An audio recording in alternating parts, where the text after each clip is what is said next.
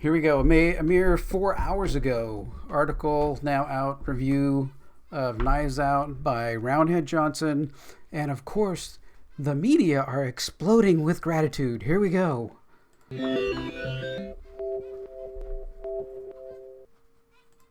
I can only say one thing for, many people in Hollywood that do these reviews, that the access media is real, that if you want to go against Disney and tell them something that they don't want to hear, then you're going to get cut off, right? You're never going to be able to do reviews. You're not going to be able to do anything. They're going to spread it around. You're going to get blackballed and out. So naturally, someone who's made a movie, a Star Wars film, now and potentially going to do more Star Wars films, obviously cannot ever have a bad review. So here we go.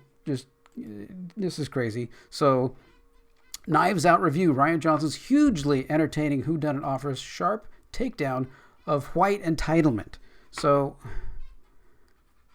okay, I'm so far on the left. I have such bad Trump derangement syndrome that the only thing that I can do is to continue to put out things that hate anything Trump or conservative. So even in this thing, they go through a lot of the story and explain a lot of the story. Basically gives down like a whole thing about the story. But here we come down here. Linda's husband, Richard, played by Don Johnson, who I actually like Don Johnson from Miami Vice days and stuff, is cheating on her. Even worse, he's a Trump supporter. So why is that worse? Why is it? Because you're left and you have nowhere else to go. But, oh my gosh, somebody said Trump, I'm going to go, I got to yell racist Nazi and all these other things. I have to do that just because his name was mentioned. I have to start screaming that. So you can't ever have a conversation. Somebody who's really far left, you can never have, if we don't agree on this, well, I could say, well, come here, let's talk, let's sit down, let's discuss, what's going on, and I'll give you my side point of view, and I'll listen to your side point of view, and see where we can come, like Steven Crowder, his change my mind things. He goes and he gets people, sits down, and says, let's see where we have common ground. Let's see where we can, meet and do this. Well, if you try and do that with these leftist people, all it is, oh, you're a racist Nazi. No. Well, I own a dog. I guess that's the new thing since I own a dog. Come here, Bubba. Come here. Come here, baby. Come up here. Come here. Come on. Or get up here. There you go. Since we have a dog, we're going to put video here. This is Boba Fett. This is our little dog, Boba Fett. He's just a big baby. Since I have a dog and Hitler had a dog, obviously, I'm a Nazi, right? That's the new thing, right? Okay. Oh my gosh, these people, I just can't even get past them. I would love to have them come and sit down and talk and have a conversation and be able to say, things and explain things and see if you can have middle ground. But they can't. They won't even. They just got to lurch out after you. This whole Hollywood, I mean, I live so near Hollywood, it's just, you're almost afraid to go there anymore. So now here we go. Walt's teenage son, Jacob, may be the only other self-identified Republican. Like this is horribly bad. Like, to being a Republican and being conservative is like, oh, that's evil. But the problem is, the left is so far left. They're so far gone. They're so far out in their identity and everything that middle of the ground people who are trying to stay even middle to the left, like someone like Tim Pool, who's on YouTube, even he gets flagged as, oh, you're right wing, you're alt-right, which he's not. He's just a little bit of left of center, a traditional Democrat kind of thing, But no, just because, so their line for where Republican and conservatism is right out their door. There's no, they're ultra, let's take all the money from everyone rich, even though, they do create businesses and create jobs. Let's take all of them. Let's take all their money. Let's make sure we can kill all the babies that we want. Let's, make sure that all the fossil fuels, we just stop all that and just destroy our economy completely. Let's do all that. There's no the one step outside of that. If you're not 100% for all of their stuff, right? Then, boom, you're obviously a Nazi if you don't think that. So here we go. Keep going. Self-identified Republican, but he's basically a mini Ben Shapiro. Fine. Ben Shapiro is fairly conservative. If you want to talk to him, he's got some excellent points, and everything that he says he can back up and make sense. Okay, I'll go for that. That's a compliment to me, a mini Ben Shapiro. But here we got to go, what are we going to do to separate them from their MAGA politics? Oh my gosh, it's so bad. They tell people, that she's part of the family. Let's just say the word. I would have voted for Obama for a third term. Well, if you wanted even mass starvation, nobody able to get health care, and probably everyone homeless in the whole nation, yeah, that would have been fine. Yeah, that would have been really good for the country. Joy.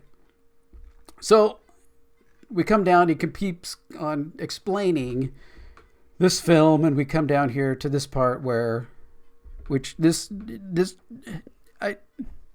I almost can't even say it. I almost can't even read it. Okay, let's just calm down a minute. The cat's over there, the dog's over there. We're doing okay. Okay.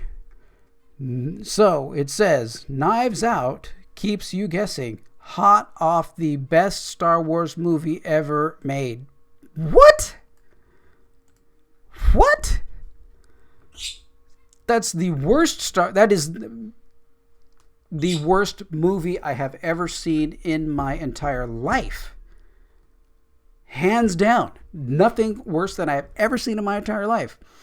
And seemingly just entering his creative stride, Johnson has devised a murder mystery that's eager to defy expectations, but unwilling to betray each other. Star Wars, best Star Wars movie ever. Oh my gosh. And then he gives this thing a grade A-. I'm like, God, you are a shill. You are just nothing. I don't even want to go there.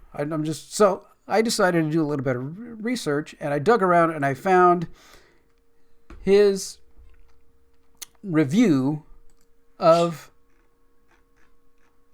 Star Wars The Last Jedi, which says how The Last Jedi liberates Star Wars from its past and provides a new hope for blockbuster cinema. Did it really? Did it? I don't think so. How did Solo do? Oh, wait. Solo was destroyed so much that Disney had to put brakes on and stop making movies for a while, delay episode 9 so they could figure out what the hell happened. When all the time after Last Jedi came out, video after video after video on YouTube was telling you what happened. You chose a horrible director and a moron who knew nothing about Star Wars and nothing about how to make a Star Wars film. Easy. There, I just explained it to you.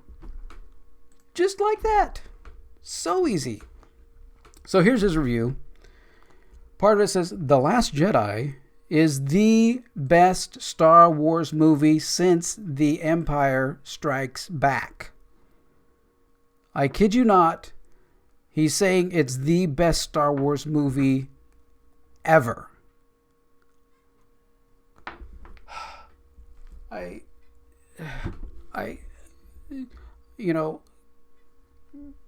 You want to grab people sometimes and just shake them and say, wake up, get out of your, what drugs are you on? What are you doing day to day? What people are around you that feed this brain dead mentality?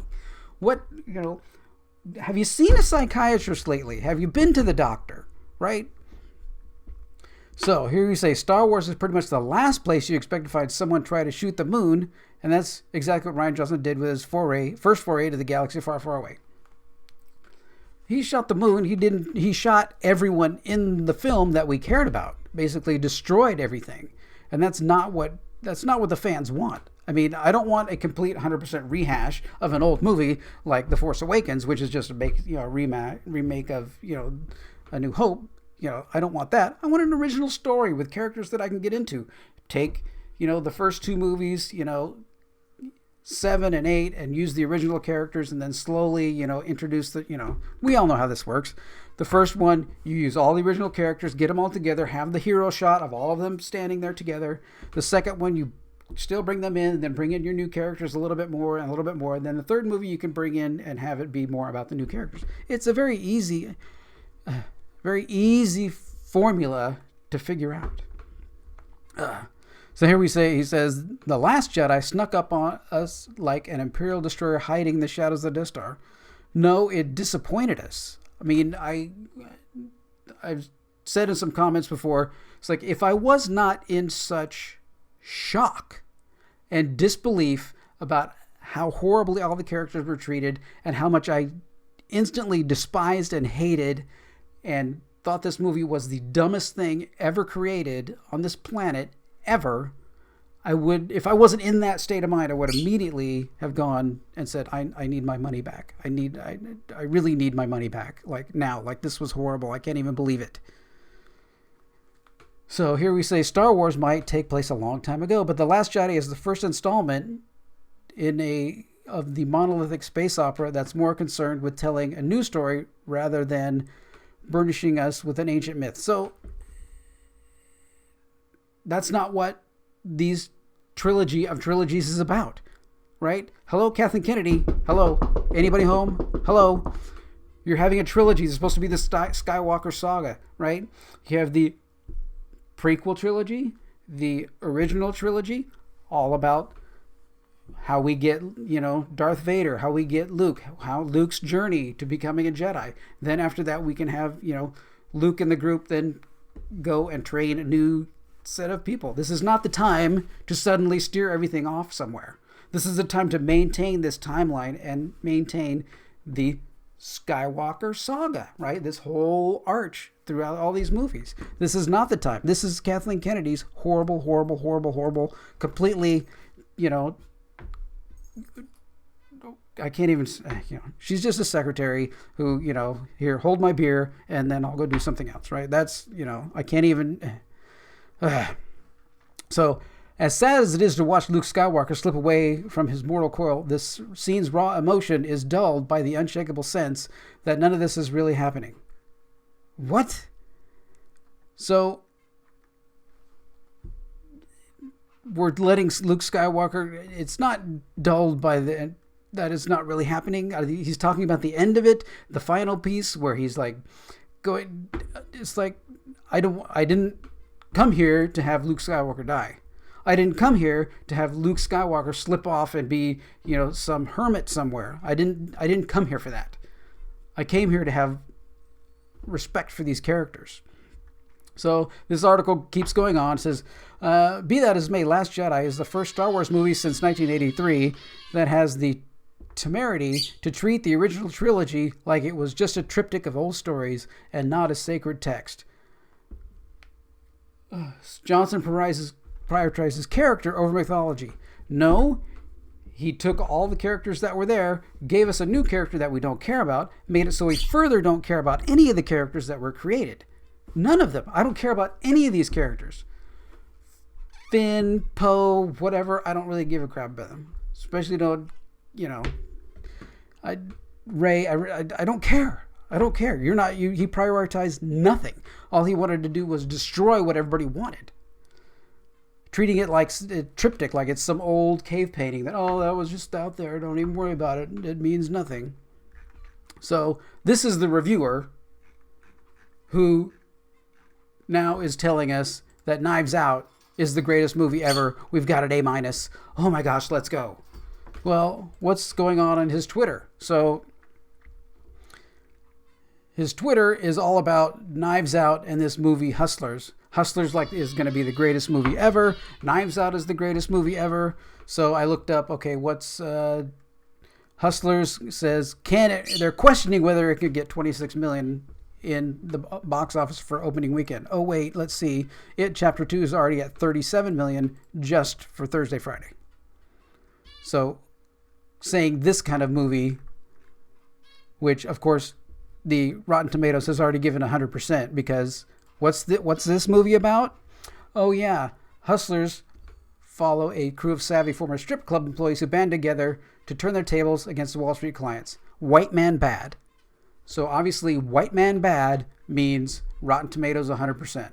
I'm going to guarantee you that once all the regular reviews start coming in, it's not going to be that. It's going to be extremely low. So you can't tell me this movie is going to be any good. Because white man bad, to me, doesn't sell to me. I mean, we can go further. I mean, if you want to do it again, all right. If we really have to go here again and understand what is going on with the reviewers and everything else, this number keeps going down. Like, it was at 38 for Chappelle, Sticks and Stones. It was at 38. The audience score now at 27,000 is still holding at 99%. 99%. But the reviewers, well, I mean, Rotten Tomatoes is worthless anymore. It's shown again and again that it's not even a site, right? I mean, all I would come here for is to look at the audience score to see if it's any good, and that's it. I would never take their review, never see anything about the review. They've so far gone so far out that I can't even. So obviously, this grade A minus is going to translate to a Rotten Tomatoes 100%. So because we have to go attack the whites. Well, the message is getting old. They might have as well said sharp takedown, orange man bad. So I think I can highlight this orange. There we go. It's orange. There we go. Orange man bad. So there you go.